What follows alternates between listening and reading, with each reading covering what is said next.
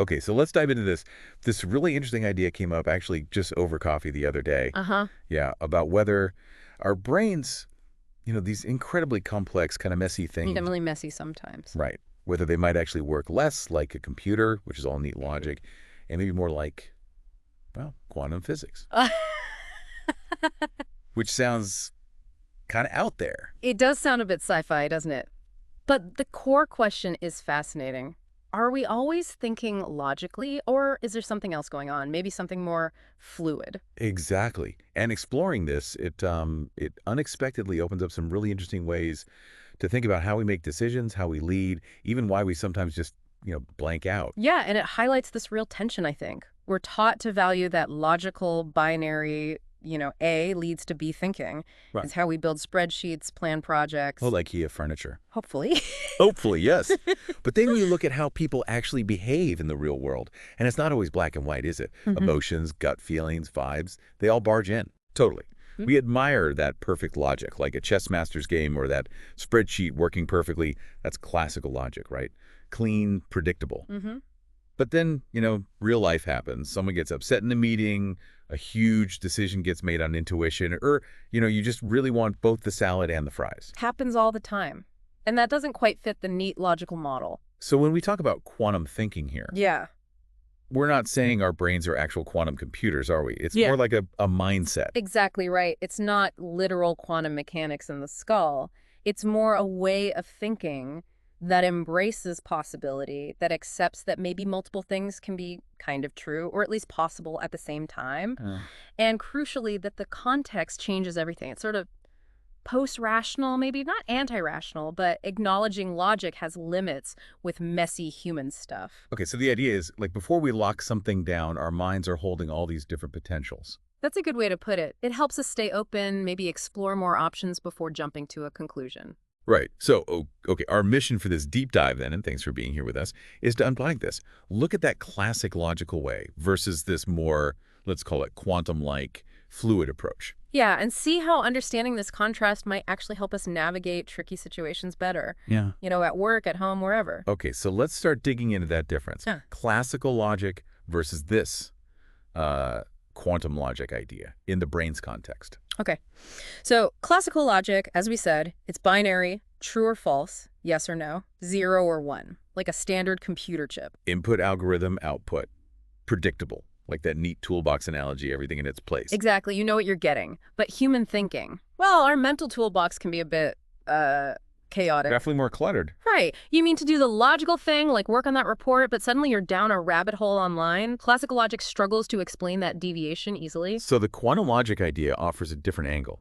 It suggests that instead of being in a definite state, working or not working, our minds can hold multiple possibilities at once. You're sort of potentially doing either until you commit. Ah, okay. So before the choice is made, it's like all the options are sort of shimmering possibilities until you actually do something. It's a really nice way to visualize it, yeah. And it links to another key idea. The order matters. How so? Well, think about asking someone questions. If I ask you, are you stressed about work? And then ask, looking forward to the weekend? I might get a different feel for your overall mood. Then if you asked weekend first, then work stress. You're right. The first question colors the second. Precisely. That's what we borrow from quantum physics and call non-commutativity. The sequence changes the outcome. It's not like simple addition where 2 plus 3 is the same as 3 plus 2. Here, the order of thinking or questioning isn't neutral. Okay, that makes sense. So again, just hammering this home, our brains are not quantum computers. We can't teleport. Definitely no teleporting, sadly. But the parallels between quantum concepts and how we experience things are really quite striking and useful as a metaphor. Right, metaphor alert. Okay, let's look at that table you mentioned. Quantum concepts and human parallels. What's first? Superposition. Yes, superposition. In physics, it's a particle being in multiple states at once until measured. Think Schrodinger's cat alive and dead until you look. Okay. A bit grim, but I get the concept. The human version is simply holding multiple ideas or choices in mind before you decide. Like, should I take this promotion or look for a totally new job? Both feel like real possibilities swirling around. Yeah, okay, that feeling of weighing things up, the what ifs, that resonates. Right. So what happens when you stop weighing? Collapse. Exactly. Quantum measurement makes the particle choose a state the wave function collapses. For us, it's making the decision. You take the new job, boom. The possibility of staying collapses into a definite no. Right. Decision made. Path chosen. Okay, next. Entanglement. Sounds spooky. It does a bit. In physics, linked particles share a fate instantly over distance. The human parallel is more about how emotions get linked or tangled up. How do you mean? Like, you have a terrible meeting at work, feel really stressed, and then you snap at your partner later about something totally unrelated. Okay. The bad feeling from work got entangled with how you reacted at home. Yeah, I can see that. What about contextuality? Quantum measurements depend on how you measure. For us, it means our behavior, even opinions, change drastically depending on the context. Like how you act with your friends versus in a formal job interview. Precisely. You're not one fixed thing. You adapt to the situation. Your state depends on the measurement, the context. Makes total sense. Okay, and non-commutativity again. We touched on that. We did with the order of questions. It's fundamental. Asking for a small favor before a big one that's using non-commutativity. The order primes the response. Right. Framing and sequence are key. Okay, last one. Interference. Like radio static. Sort of. In quantum, probability waves can add up or cancel out. For humans, think about memories. Mm-hmm. If you've had, say, 3 bad experiences with projects that involved, I don't know, blue folders? Okay, specific. Yeah. Well, that negative association might interfere with how you feel about a new project with blue folders, even if it's totally different. Past waves are messing with the present perception. Got it. Old stuff blurring or biasing the new stuff. That's really useful. And you said there are actual scientists looking into this. It's not just us chatting over coffee. Oh, absolutely. Cognitive scientists like Jerome Busemeyer and Peter Bruza, they literally wrote the book on it, Quantum Models of Cognition and Decision. Wow. Yeah, they argue that classical probability just fails to explain a lot of human judgment quirks, how our opinions shift, how context messes with us, and they show that models based on quantum probability actually fit the data much better in many cases. So the math of quantum mechanics, even if it's not literally happening, provides a better description of our irrational seeming behavior sometimes. That's the core idea. It captures the fuzziness, the context dependence better than strict logic.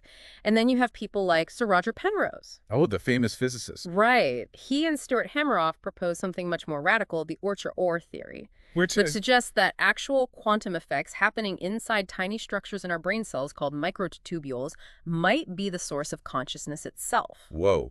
Okay, that is radical. Is that widely accepted? No, definitely not mainstream science yet. It's quite controversial. But it pushes the boundaries, suggesting maybe consciousness isn't just an on-off switch, a purely classical computation. Maybe there's something deeper, more complex, potentially quantum level involved. So, okay, from using quantum math as a better model for decisions, all the way to consciousness itself having quantum roots, it definitely stretches how we think about thinking.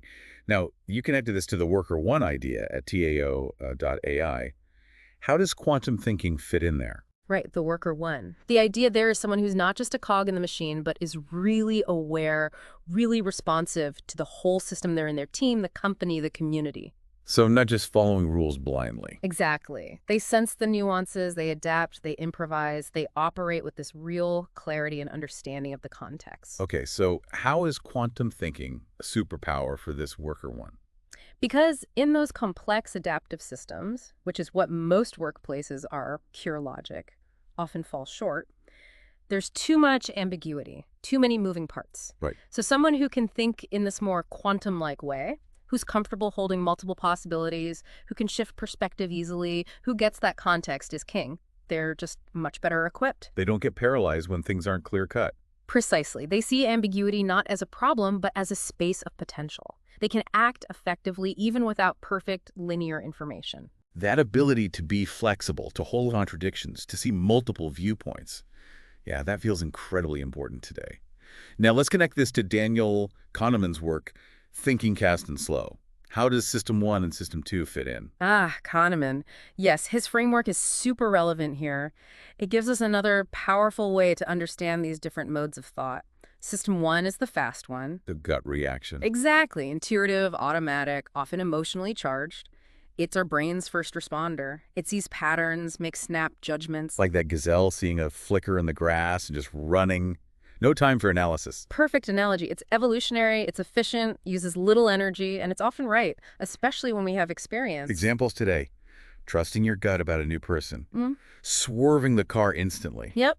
Or even just clicking the blue button on a website because it feels right.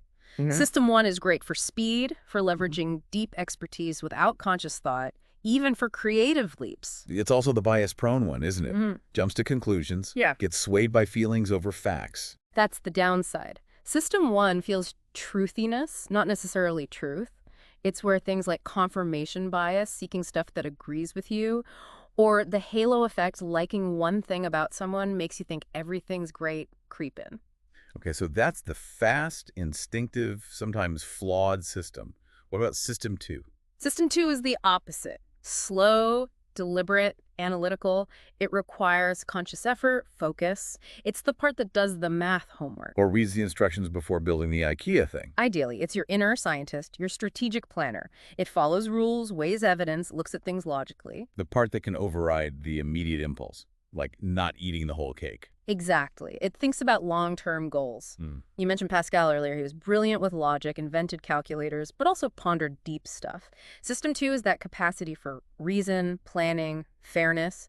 It takes mental energy. And that's its weakness, right? It's effortful. It gets tired. It does. It can be slow, get stuck in overthinking analysis paralysis, and frankly, System 2 can be lazy. If it can get away with it, it'll happily let System 1 take over. Especially when we're tired or stressed or distracted. That's when System 2's guard is down and System 1 runs the show, biases and all. So neither system is inherently good or bad.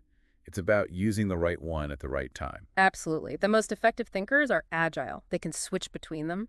They know when to trust the gut and when to hit the mental brakes and analyze, like a conductor leading an orchestra. You give us some examples of that switching in action, like system 1, then system 2. Sure. Think of a hiring manager. They interview someone, get a really good feeling, this person's great. That's System 1. The gut hire. Right. But a good manager then consciously engages System 2. They pause, look objectively at the resume, check references, compare against the criteria, maybe challenge their own positive feeling. They use logic to check the intuition. Okay, it makes sense. What about the other way? Switching from deliberate analysis back to intuition. System 2 to system 1. Okay, imagine a designer. They've done weeks of System 2 work. Yeah. Analyzing user data, testing layouts, debating features. Data everywhere. Drowning in spreadsheets. Exactly. But for the final call on, say, the color palette or the overall aesthetic, they might step back from the data overload and just go with their experienced designer's intuition. What feels right. Sometimes, especially in creative fields or complex decisions, you need that intuitive leap after the analysis. And you mentioned system fusion for big decisions. Yeah, think of a CEO facing a crisis. They need the System 2 data analysis, what are the numbers, the risks. But they also need System 1 reading the room, sensing the team's morale, understanding the unspoken cultural factors. It's weaving both together for a judgment call.